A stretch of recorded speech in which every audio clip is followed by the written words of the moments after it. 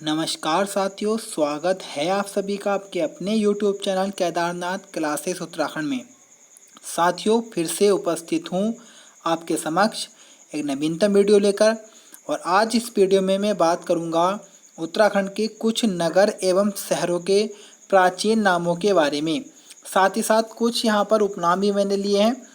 तो इस वीडियो के बाद में एक वीडियो और आएगी, यानी कि कुल मिलाकर इस टॉपिक के मैं 2 पार्ट आपके सामने बनाने वाला हूँ। आज पहला पार्ट है जिसमें मैंने कुल 30 प्रश्नों को समाहित किया है और मैंने कुछ टफ और कुछ लो लेवल के क्वेश्चन रखे हैं, जिससे कि आप ये टेस्ट दो, क्योंकि एग्ज़ाम में कुछ क्वेश्चन लो लेवल के भी आ जाते हैं। तो इसलिए पूरे टेस्ट को ध्यान से दीजिएगा और उसके बाद में एक बार कमेंट्स ज़रूर करके बताएं कि आपके 30 में से कितने नंबर बने। मिनिमम हमारा जो टारगेट है तो कम से कम 25 नंबर इस टेस्ट में मिनिमम आने चाहिए। उसके बाद कल मैंने टेस्ट लिया था आपका, जो कल टेस्ट लिया गया था मिक्स टेस्ट था, तो उसमें एक क्वेश्चन गलत हो गया था कि मैंने वेदमाला किसकी पुस्तक है, तो ये हरिराम धस्माना जी की पुस्तक है। इसे आप सही कर लीजिएगा कि वेदमाला किसकी कृति है, हरिराम धस्माना जी की। उसके बाद में बीच में कुछ क्वेश्चन, जैसे आपके लगभग 22 क्वेश्चन के बाद में क्वेश्चन शायद कट गए थे, पता नहीं वीडियो में क्या हुआ, तो 6 से 7 क्वेश्चन वहाँ पर नहीं सोल्व हो पाए या उनका आंसर आपको पता नहीं चल पाया है। तो मैंने अपना नंबर दिया था वैसे कमेंट्स में, लेकिन आपको फिर से बता रहा हूँ 9627313767 9627313767। इस नंबर पे आप मैसेज कीजिएगा कि सर उस टेस्ट की हमें PDF चाहिए, तो मैं आंसर की के साथ वो पूरी PDF आपको सेंड कर दूंगा। क्योंकि मेरी गलती है, पता नहीं क्या वीडियो में हुआ, तो इसलिए अगर आपको ज़रूरत है उन क्वेश्चंस की तो आपको मैं PDF दूंगा। उसका कोई चार्ज नहीं है कि आप सोचो कि चार्ज लेगा, वो आपके लिए फ्री है, क्योंकि गलती थी मेरी। तो आप PDF ले लें और एक बार कमेंट्स कर दे कि ये PDF चाहिए बस, तो मैं आपको व्हाट्सएप पे PDF सेंड कर दूंगा और आंसर की उसी के साथ ऐड है। तो ये तो थी कुछ मेरी गलतियों की बात। उसके बाद में आप कभी भी जब पढ़ाई करें तो अपने साथ में एक नोटबुक ज़रूर रखें, जैसे आप टेस्ट सॉल्व करें, क्योंकि मैं एक्स्ट्रा क्वेश्चन आपको बताता हूँ तो वे ऐसे प्रश्न होते हैं जो विगत वर्षों में एग्ज़ाम में आए हुए हैं। क्या वो यूपी के एग्ज़ाम हो या राजस्थान के एग्ज़ाम हो या आपके सेंट्रल एग्ज़ाम हो या रेलवे के हो, क्योंकि मैं GS के या अन्य महत्वपूर्ण पॉइंटों को इकट्ठा करता रहता हूँ या कभी पढ़ता रहता हूँ, तो उन्हीं क्वेश्चन को मैं खासकर पढ़ता हूँ ज़्यादा, अगर मुझे प्रैक्टिस सेट निकालना हो जो पहले कभी एग्ज़ाम में आ रखे हों। तो इसलिए उन क्वेश्चनों को ज़रूर नोट किया करें, क्योंकि वे आपके कह सकते हैं सदाबहार क्वेश्चन होते हैं, जो हर एग्ज़ाम में लगभग 8 से 10% आने की उनकी संभावना रहती है। यानी कि कोई 100 नंबर का अगर पेपर होगा तो वहाँ 8 से 10% वे क्वेश्चन आते हैं। तो चलिएगा, समय को ख़राब ना करते हुए शुरुआत करते हैं आज का हमारे टॉपिक नगर एवं शहरों के प्राचीन नाम। तैयार हो जाइएगा, साथ में एक नोटबुक रख के, और अपने नंबर भी आपको काउंट करके कमेंट्स बॉक्स में बताने हैं। और पहला क्वेश्चन है हमारा, ओलाथली किसका प्राचीन नाम था? तो ये जो नाम था आपका प्राचीन, तो नरेंद्र नगर का प्राचीन नाम था, यानी कि ऑप्शन बी आपका बिल्कुल करेक्ट है। उसके बाद में अगर मैं बात करूं तो आपका पुलिस संस्थान भी नरेंद्र नगर में है, और नरेंद्र नगर आपका जो स्थान है वह टिहरी में है, और सर्वाधिक वर्षा भी इसी स्थान पर होती है। अगर मैं उत्तराखंड की बात कर लूँ कि उत्तराखंड में सर्वाधिक वर्षा किस स्थान पर होगी, तो नरेंद्र नगर आएगा। लेकिन अगर वो क्वेश्चन घुमा के मालूम कर ले कि उत्तराखंड के किस क्षेत्र में सर्वाधिक वर्षा होती है, तो उत्तराखंड के बाह्य क्षेत्र में सर्वाधिक वर्षा होती है। बाह्य क्षेत्र को आप उच्च क्षेत्र भी कह सकते हैं। उसके बाद में अगर मैं वर्षा की बात करूं तो भारत में सर्वाधिक वर्षा मेघालय के मासिनराम में होती है, और मेघालय को मेघों का घर भी कहा गया है, यानी कि मेघों का घर मेघालय का उपनाम है। तो ये क्वेश्चन था, इसका आंसर है ऑप्शन बी। क्वेश्चन नंबर 2 की तरफ बढ़ते हैं। एक चक्रा किसका प्राचीन नाम था? तो ये आपका जो प्राचीन नाम था वह चक्राता का था, यानी कि आपका ऑप्शन बी बिल्कुल करेक्ट है। क्वेश्चन नंबर 3 की तरफ बढ़ते हैं। क्वेश्चन नंबर 3 है, पृथ्वीपुर किसका प्राचीन नाम था?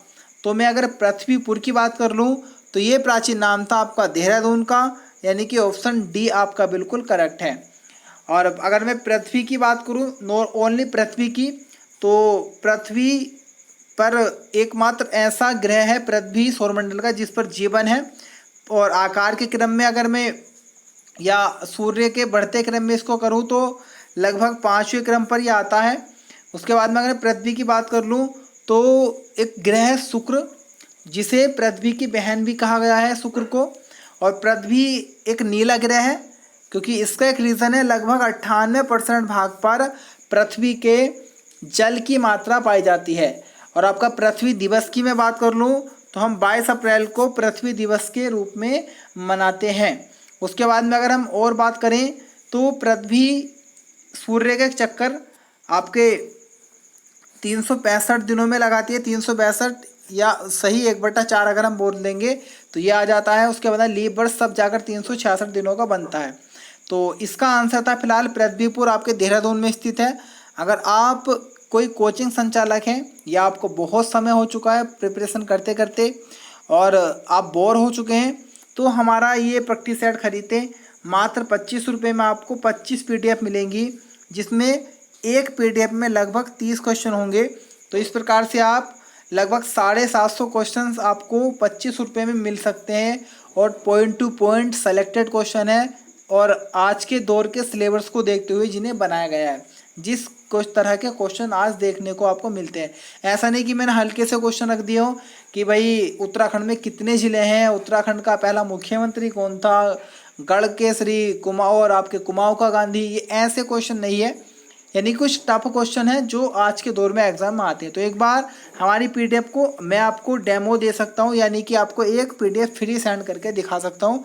आप फिर चेक करें कि कैसे उसमें क्वेश्चन है। क्वेश्चन नंबर 4 है, तलकूट किसका प्राचीन नाम था? तो आपका तलकूट जो प्राचीन नाम था वह कालसी का था, यानी कि ऑप्शन डी आपका बिल्कुल सही है। अगर मैं कालसी की बात कर लूँ तो कालसी शिलालेख यहाँ से मिला है, उत्तराखंड के देहरादून से कालसी शिलालेख मिला है। और अगर इसके और क्वेश्चन की मैं बात करूं तो ये शिलालेख आपके यमुना एवं टोंस नदी पर स्थित है, यानी कि कालसी शिलालेख यमुना और टोंस पे है। अगर कालसी शिलालेख की भाषा की मैं बात कर लूं तो ये पाली भाषा में है, आपका पाली भाषा में। लेकिन अगर लिपि की बात आ जाएगी तो ब्राह्मी लिपि का ये शिलालेख है। इसकी खोज सर्वप्रथम 1860 में M फॉरेस्ट के द्वारा की गई थी। और ये किसका शिलालेख है? तो भारत के चक्रवर्ती सम्राट चंद्रगुप्त मौर्य का ये शिलालेख था और उसका क्रम संख्या 4 आता है। क्वेश्चन आ सकता है कि अशोक का देहरादून के कालसी से प्राप्त हुआ अभिलेख किस क्रम का था? 4वें क्रम का था। और इस शिलालेख में या इस शिलालेख में किन बातों को अशोक ने बताया, वो अशोक जी ने बताया है? सॉरी, चंद्रगुप्त मौर्य का नहीं था, ये आपके अशोक का था, क्योंकि भारत में शिलालेख बनाने की प्रथा अशोक के शासनकाल में ही शुरू हुई थी। तो जो कालसी शिलालेख है ये अशोक जी का था और 4वें क्रम का शिलालेख था। और इस शिलालेख में अशोक जी ने कहा था कि मैंने इस क्षेत्र, यानी कि जो आपका उस समय देहरादून का क्षेत्र था, कि मैंने इस क्षेत्र के पशुओं एवं मनुष्य के लिए चिकित्सा की एक सुगम व्यवस्था कर रखी है। और इस शिलालेख में ही इस शिलालेख में इस क्षेत्र को अपरांत के नाम से जाना गया है और इस क्षेत्र के निवासियों को पुलिंद के नाम से जाना गया था इस शिलालेख के अनुसार। उसके बाद में इसका समय की बात कर लूँ तो 257 ईसा पूर्व के समय का ये बताया जाता है। तो बहुत इंपॉर्टेंट आता है अगर हम उत्तराखंड के शिलालेख या हम कुछ पुरातात्विक लेखों के बारे में पढ़ते हैं तो कालसी शिलालेख एक उच्च महत्व रखता है उत्तराखंड की दृष्टि से। क्वेश्चन नंबर 5 की तरफ बढ़ते हैं। क्वेश्चन नंबर 5 है, चमुआ किसका प्राचीन नाम था? तो जो चमुआ प्राचीन नाम था वह आपके चंबा का था, यानी कि ऑप्शन बी बिल्कुल सही है। और चंबा आपके टिहरी में भी स्थित है, आपको पता होगा। क्वेश्चन नंबर 6 है, अग्नि तीर्थ किसका प्राचीन नाम था? तो आपका अग्नि तीर्थ जो प्राचीन नाम था वह बागेश्वर का था, यानी कि आपको ए ऑप्शन बिल्कुल सही है। अगर मैं अग्नि की बात कर लूँ तो एक क्वेश्चन बहुत इंपॉर्टेंट बनता है कि मनुष्य ने आग की खोज कब की? तो मैं आपको थोड़ा सा बता दूं, वैसे इतिहास के मुख्य रूप से 3 भाग हैं, प्रागैतिहासिक काल, अर्ध ऐतिहासिक काल और ऐतिहासिक काल। और इसमें से जो पहला काल था प्रागैतिहासिक काल, इसके भी 3 पार्ट आते हैं, पुरापाषाण काल, मध्य पाषाण काल और नवपाषाण काल। तो मनुष्य ने जो आग की खोज की थी वह पुरापाषाण काल में की थी। तो ये बड़ा इंपॉर्टेंट क्वेश्चन है क्योंकि एग्जाम में आया हुआ है, आपके पीसीएस लेवल तक के एग्जाम में क्वेश्चन आ रखा है। तो इसे आप देख ले। क्वेश्चन नंबर 7 है, बलना किसका प्राचीन नाम था? तो बलना आपका कौशानी का प्राचीन नाम था, यानी कि आपका सी ऑप्शन बिल्कुल करेक्ट है। उसके बाद में आपको मैं बात बता दूं कि अगर आप भी मिशन 746 यानी कि कनिष्ठ सहायक, अमीन, कर संग्रहकर्ता और सर्वे लेखपाल के प्रिपरेशन करना चाहते हैं, जिसका कम से कम 4 से 5 महीने अभी समय है पेपर में, तो आप अगर दिल से तैयारी करें तो आपका सिलेक्शन हो सकता है। क्योंकि अगर मेहनत की जाए तो कुछ भी हासिल किया जा सकता है। अगर आप डेली 10 से 12 घंटे, अगर आपके पास समय है, 10 से 12 घंटे पढ़ें और 5 माह में आप खुद को एक ऐसा बना देंगे, क्या एक बार आपका सिलेक्शन ना हो, लेकिन आप एक इस तरह के स्टूडेंट बन जाएंगे जो सॉलिड जिसे बोलते हैं, एकदम से ना, जिससे आयरन होता है ना, सॉलिड। अगर आप दिल से 10 से 12 घंटे पढ़ते हैं, क्योंकि आज के समय में आपके समूह का एग्ज़ाम भी कई आईएएस के एग्ज़ाम से कम नहीं रहा है, तो इसलिए अगर जैसे 4 माह का समय, 4 से 5 माह आप पढ़ें 10 से 12 घंटे लगातार नॉन स्टॉप, तो आप एग्ज़ाम क्लियर कर सकते हैं। और हमने जो न्यू बैच स्टार्ट कर रखा है, मैं प्रचार नहीं कर रहा, लेकिन जिन्हें ज़रूरत है, जिन्हें कुछ एकदम से बुक्स पढ़ने में समझ नहीं आता, क्योंकि सिंपल सी बात है, अगर बुक्स पढ़ने से ही सब कुछ प्राप्त हो जाता, जिनके जो न्यू स्टूडेंट है, तो कोई इतने कोचिंग इंस्टीट्यूट खुले हुए आपके प्रयागराज में, न्यू दिल्ली में, तो वहाँ पर लोग क्यों पढ़ते? तो इसलिए एक गाइडेंस की भी ज़रूरत होती है समझने के लिए, क्योंकि बुक्स को समझना भी ज़रूरी होता है। तो अगर आपको ज्वाइन करना हो तो हमसे संपर्क कर लें। 9627313767 हमारा कॉन्टैक्ट नंबर है, वहाँ पे मैसेज करो, डेमो क्लास आपको मिल जाएगी जो हमने बना रखी है आपके लिए स्पेशली। क्वेश्चन नंबर 8 है, तिक्सेन किसका प्राचीन नाम था? तो आपका तिक्सेन प्राचीन नाम मुंशियारी का था, यानी कि आपका ऑप्शन ए बिल्कुल करेक्ट है। क्वेश्चन नंबर 9 है, मण किसका प्राचीन नाम था? तो जो आपका मण प्राचीन नाम था वह लाखा मंडल का था, यानी कि ऑप्शन वी बिल्कुल सही है। और मूर्तियों का भंडार गृह लाखा मंडल को कहा गया है। वैसे मैं आपको एक सेकंड पार्ट और बनाने वाला हूँ, जहाँ पर मैं मुख्य रूप से उपनामों की बात करूँगा, प्रमुख नगर और शहरों की। क्वेश्चन नंबर 10 है, चूड़पुर किसका प्राचीन नाम था?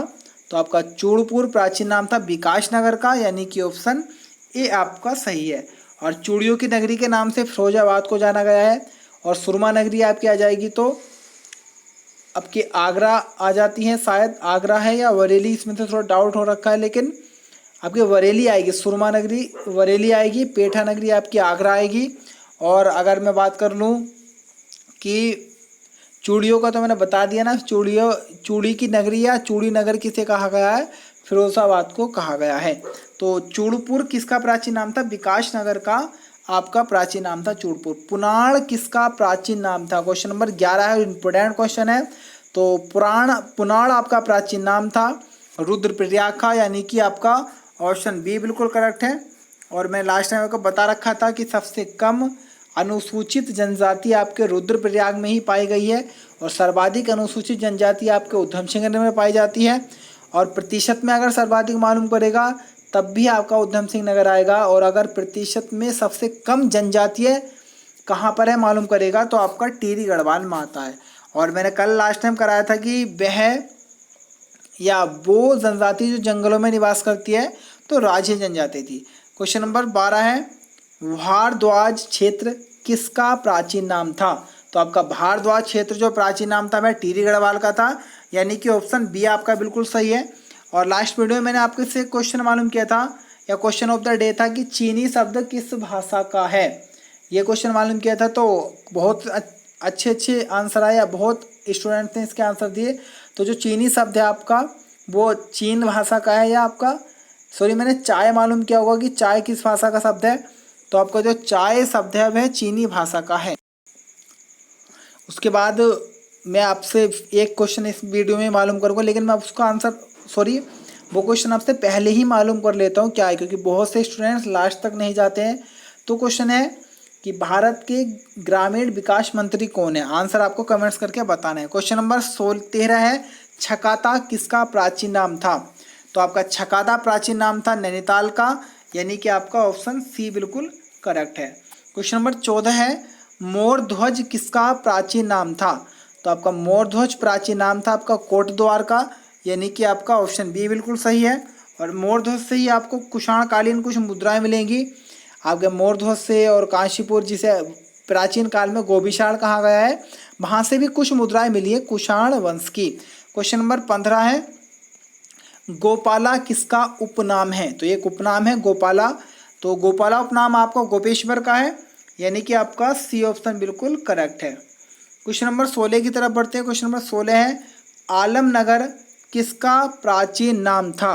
तो आलमनगर की मैं बात कर लूँ तो आपके पिथौरागढ़ को प्राचीन काल में आलमनगर के नाम से जाना जाता, अल्मोड़ा को प्राचीन काल में आलमनगर के नाम से जाना जाता था, और अल्मोड़ा को वर्तमान में आपका ताम्रनगरी के नाम से भी जाना गया है, और आपका बाल मिठाई का घर भी अल्मोड़ा को कहा जाता है, और अल्मोड़ा के द्वाराहाट को ही मीठी मूलियों का शहर कहा गया है, और आपका टेम्पल सिटी या मंदिरों की नगरी के नाम से जाना गया है।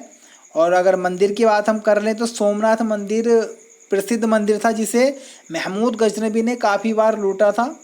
और अगर मंदिर की मैं बात कर लूँ तो स्वर्ण मंदिर यानी कि एक गुरुद्वारा है जिसे हरमिंदर साहब के नाम से जाना जाता है, तो उसका निर्माण आपके गुरु अर्जुन देव जी ने कराया था, और अमृत शहर आपके गुरु रामदास जी ने बसाया था। ये मैंने वैसे सिख धर्म आपको पढ़ाया, वहाँ पर आप जाकर देख लें। क्वेश्चन नंबर 17 है, सौम्य काशी किसका प्राचीन नाम था? तो आपका सौम्य काशी उत्तर काशी का प्राचीन नाम था, यानी कि आपका डी ऑप्शन बिल्कुल करेक्ट है, सौम्य काशी उत्तर काशी का प्राचीन नाम था। क्वेश्चन नंबर 18 है, धनुष तीर्थ किसका प्राचीन नाम था? तो आपका धनुष तीर्थ टिहरी या पुराना टिहरी आएगा, तो धनुष तीर्थ आपका पुराने टिहरी का उपनाम था, यानी कि आपका सी ऑप्शन बिल्कुल सही है। क्वेश्चन नंबर 19 है, कुमू किसका प्राचीन नाम था? तो कुमू आपका जो प्राचीन नाम था वह चंपावत का था, यानी कि आपका ऑप्शन बी बिल्कुल सही है। और कुमू अगर हम बात कर लें तो भगवान विष्णु जी ने चंपावत में स्थित आपका पर्वत पे, या क्रांतेश्वर या कानदेव उस पर्वत का नाम है, तो वहाँ पर अपना कूर्म अवतार लिया था, और उसके बाद में वहाँ पर लगभग कई वर्षों तक तपस्या की थी, और तपस्या करने के क्रम में उनके चरण वहीं पर छप गए थे, या उनके अंचल वहीं पर छप गए थे उस पत्थर पर, और इसी कारण उस पत्थर का नाम कूर्मांचल पड़ा, और धीरे धीरे इस क्षेत्र को कूर्मांचल, और उसके बाद में धीरे धीरे वही नाम कुमाऊं के रूप में परिवर्तित हो गया। तो कुमू प्राचीन नाम था आपका चंपावत का, यानी कि बी ऑप्शन सही है। क्वेश्चन नंबर 20 है, रामजी नगर किसका प्राचीन नाम है? तो रामजी नगर आपका प्राचीन नाम है रामनगर का, यानी कि ऑप्शन ए आपका बिल्कुल करेक्ट है। और अगर मैं रामनगर की बात कर लूँ तो नैनीताल में ये पड़ता है रामनगर, और काशीपुर, जशपुर, रुद्रपुर, गदरपुर ये सब आपके उधम सिंह नगर के क्षेत्र के अंतर्गत ही आते हैं। और नैनीताल की अगर मैं बात करूँ तो इसके अंतर्गत कि आपका रामनगर आता है, तो ये आपका ऑप्शन ए सही है। क्वेश्चन नंबर 21 है, दंड पुष्करणी तीर्थ किसका प्राचीन नाम है? तो दंड पुष्करणी तीर्थ आपका हेमकुंड का प्राचीन नाम है, यानी कि ऑप्शन बी आपका बिल्कुल सही है, ऑप्शन बी आपका करेक्ट है, हेमकुंड। क्वेश्चन नंबर 22 है, राम क्षेत्र किसका प्राचीन नाम है? तो बड़ा कन्फ्यूजन है, रामजी नगर आएगा तो आपको लगाना है रामनगर, और राम क्षेत्र किसका प्राचीन नाम है तो आपको लगाना है अल्मोड़ा, यानी कि ऑप्शन सी आपका बिल्कुल करेक्ट है। क्वेश्चन नंबर 23 है, छोटा कश्मीर किसका उपनाम है? तो छोटा कश्मीर आपका उपनाम है पिथौरागढ़ का, और इसका आंसर आपका ऑप्शन बी है, पिथौरागढ़। छोटा कश्मीर किसका उपनाम है? पिथौरागढ़ का। क्वेश्चन नंबर 24 की तरफ बढ़ते हैं। क्वेश्चन नंबर 24 है, नीलगिरी किसका प्राचीन नाम था?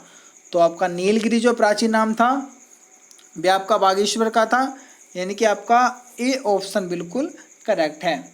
उसके बाद में अगर मैं बात कर लूँ नीलगिरी के बारे में, तो नीलगिरी एक पर्वतमाला भी है, जो कि आप अगर हम इस प्रकार से पढ़ेंगे भारत के, तो भारत के दो मुख्य रूप से घाट आपने पढ़े होंगे, अगर थोड़ा डीप आपने इंडिया को पढ़ रखा है तो इस प्रकार से कुछ भारत बन जाता है। तो ये भारत का पूर्वी घाट है, ये भारत का पश्चिमी घाट है, और ये आपका पूर्वी घाट है। तो इतने एरिया में भारत की एक पर्वतमाला है जिसे नीलगिरी पर्वतमाला कहा गया है, और ये आपके 3 राज्यों में, अधिकांश 3 राज्यों में इसका वर्णन है, आपका तमिलनाडु, कर्नाटक और केरल। आपका कर्नाटका, केरल और तमिलनाडु में इसका वर्णन मिलता है। और मेनली जो सर्वाधिक आती है आपकी नीलगिरी की पहाड़ियाँ, नीलगिरी पर्वतमाला, वह तमिलनाडु के अंतर्गत ही आती है। एक बड़ा इंपॉर्टेंट क्वेश्चन बनता है कि नीलगिरी की सबसे ऊंची चोटी कौन सी है, तो आपकी दोदा बेटा जिसकी ऊंचाई 2637 मीटर है, वह नीलगिरी पर्वत श्रेणी की सबसे ऊंची चोटी है। उसके बाद में अगर मैं बात कर लूँ कि इस नीलगिरी का उल्लेख सर्वप्रथम कहाँ पर मिला, तो शिल्पाधिकाराई एक ग्रंथ समझ लीजिएगा, शिल्पाधिकाराई ग्रंथ में सबसे पहले नीलगिरी का वर्णन आपको देखने को मिलेगा। ये वो फैक्ट है जो कि टफ होते हैं एग्जाम में और इम्पोर्टेंट होते हैं, क्योंकि दक्षिण भारत की हम बात करें तो ऐसे अधिकांश क्वेश्चन बनते हैं और वो स्टूडेंट्स को बहुत ही कम उनकी नॉलेज होती है। क्वेश्चन नंबर 25 है, योशी किसका प्राचीन नाम था, तो आपका योशी आपका प्राचीन नाम था जोशीमठ का, यानी कि आपका ऑप्शन सी बिल्कुल सही है। क्वेश्चन नंबर 26 की तरफ बढ़ते हैं। क्वेश्चन नंबर 26 है, दूध का कटोरा किसका उपनाम है, तो दूध का कटोरा जो उपनाम है आपका दूधातोली का है, यानी कि आपका ए ऑप्शन सही है। अपन दूध की बात कर लें तो भारत में जो श्वेत क्रांति आई थी तो वर्ष 1917 13 जनवरी 1970 13 जनवरी 1970 को भारत में श्वेत क्रांति आई थी, जिसका संबंध दुग्ध से था। उसके बाद में बात कर लो कौन लाए थे श्वेत क्रांति को, तो वर्गीज कुरियन जी श्वेत क्रांति को लाए थे। उसके बाद में बात कर लो जो दो बड़े अच्छे क्वेश्चन बनते हैं। पहला क्वेश्चन बनता है कि गाय के दूध का रंग पीला क्यों होता है, यानी कि गाय के दूध का रंग येलो क्यों होता है, उसका रीज़न है कैरोटीन। और एक इसी प्रकार से क्वेश्चन बनता है कि भैंस के दूध का रंग सफ़ेद क्यों होता है, यानी कि वाइट क्यों होता है, तो वो आपका केसीन के कारण होता है। तो दो अलग अलग तरह के क्वेश्चन हैं कि गाय का दूध पीला क्यों होता है, कैरोटीन के कारण, और भैंस का दूध सफ़ेद क्यों होता है, केसीन के कारण। उसके अंदर पत्तियों का रंग पीला क्यों होता है आपका, या कोई भी पेड़ है उसकी पत्ती है तो उसका रंग पीला किस कारण होगा, तो वो भी कैरोटीन के कारण। मनुष्य के नाखूनों का पीला रंग किस कारण होता है, तो वो भी कैरोटीन के कारण ही होता है। पत्तियों का हरा रंग आ जाएगा तो क्लोरोफिल के कारण आएगा। उसके बाद में अगर मैं बात कर लूँ कि सर्वाधिक दूध कहाँ पर होता है, तो आपका उत्तर प्रदेश में होता है। लेकिन दूध की कढ़ाई किसे कहा जाता है, तो हरियाणा को दूध की कढ़ाई कहा गया है। क्वेश्चन नंबर 27 की तरफ बढ़ते हैं। क्वेश्चन नंबर 27 है, और आपका जो श्वेत क्रांति है उस श्वेत क्रांति को हम ऑपरेशन फ्लड के नाम से भी जानते हैं, ये भी आप याद कर लेना है। और कुछ मैं आपको महत्वपूर्ण क्रांतियाँ बताने जा रहा हूँ जो आपको एकदम से बुक में नहीं मिलेगी। आप थोड़ा लो लेवल की बुक पढ़ेंगे, आपको डीप पढ़ना पड़ेगा, तब ये आपको क्रांतियाँ देखने को मिलेगी। कुछ फेमस है वो आपको पता होगा, जैसे नीली क्रांति आपको पता है मछली पालन से है, और लाल क्रांति आपको पता है मांस या टमाटर से है, रजत क्रांति आपका अंडा से है, सभी को पता होगा, श्वेत क्रांति दुग्ध से, पीली क्रांति तिलहन से, ये आप सभी को पता होगा। लेकिन अगर आ जाए काली क्रांति का संबंध किससे है, तो काली क्रांति का संबंध आपके काली क्रांति या कृष्ण क्रांति का संबंध आपके पेट्रोलियम से है। और अगर आपका मालूम कर ले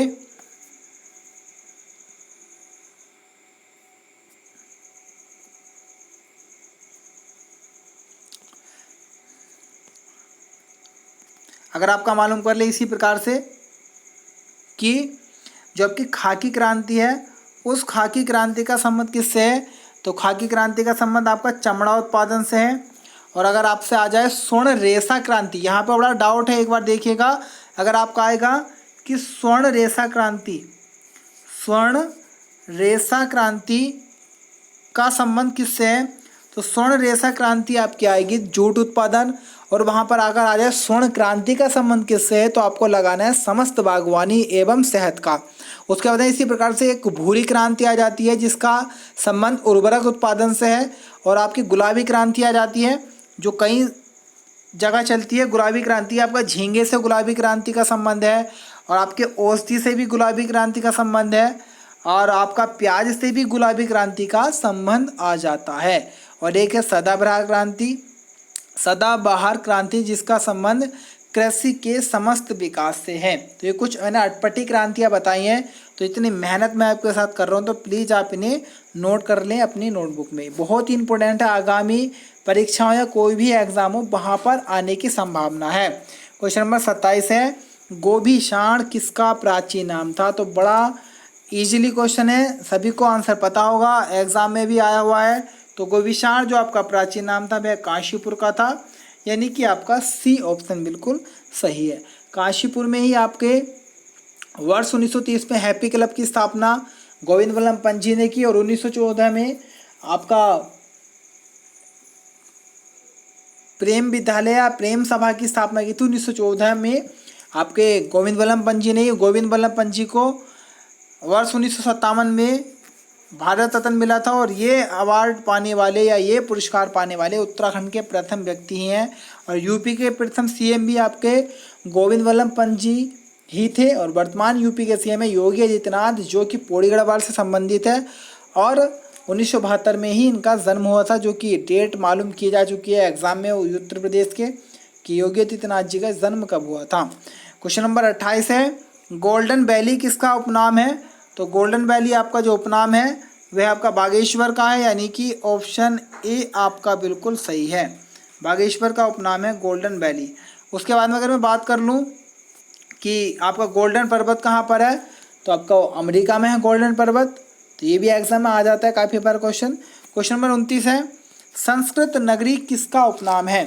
तो मैं अगर संस्कृत नगरी की बात कर लूँ तो इस क्वेश्चन के अनुसार अगर बात की जाए तो हरिद्वार को संस्कृत नगरी कहा गया है, लेकिन अगर यहाँ पर ऑप्शन ऋषिकेश भी होता तो आपको दोनों आंसर लगाने पड़ते, यानी कि आपका ऋषिकेश प्लस हरिद्वार, इन दोनों को कहा जाता है संस्कृत नगरी। तो फिलहाल यहाँ पर ऋषिकेश ऑप्शन में नहीं है, तो आपका आंसर लगाना है ए हरिद्वार। क्वेश्चन नंबर 30 है और आज का अंतिम क्वेश्चन है, शिव भूमि के नाम से किसे जाना जाता है? तो आपका शिव भूमि के नाम से जो जाना गया है वह आपके देहरादून को जाना गया है, यानी कि आपका सी ऑप्शन बिल्कुल करेक्ट है। तो ये थे आज के हमारे टेस्ट के 30 महत्वपूर्ण प्रश्न, जिसमें मैंने अपनी पूरी कोशिश की है कि आपके सामने बहुत अच्छे क्वेश्चन को मैं प्रस्तुत करूँ या पेश किया जाए। और इसके बाद में सेकंड पार्ट इसका आएगा कल या परसों को, तो सेकंड पार्ट को ज़रूर देखें, क्योंकि वहाँ पर भी इसी प्रकार से मैंने उपनामों की एक टेस्ट सीरीज बनाऊँगा, जिसमें कुछ अटपटे उपनाम भी आपको देखने को मिलने वाले हैं। आपका आज का हमारा क्वेश्चन ऑफ द डे है कि वर्तमान ग्रामीण विकास मंत्री कौन है? आंसर कमेंट बॉक्स में करें, और साथ ही साथ अपने नंबर भी शेयर करना ना भूलें। आज के लिए इतना ही, मिलेंगे कल से फिर एक नवीनतम वीडियो के साथ। धन्यवाद।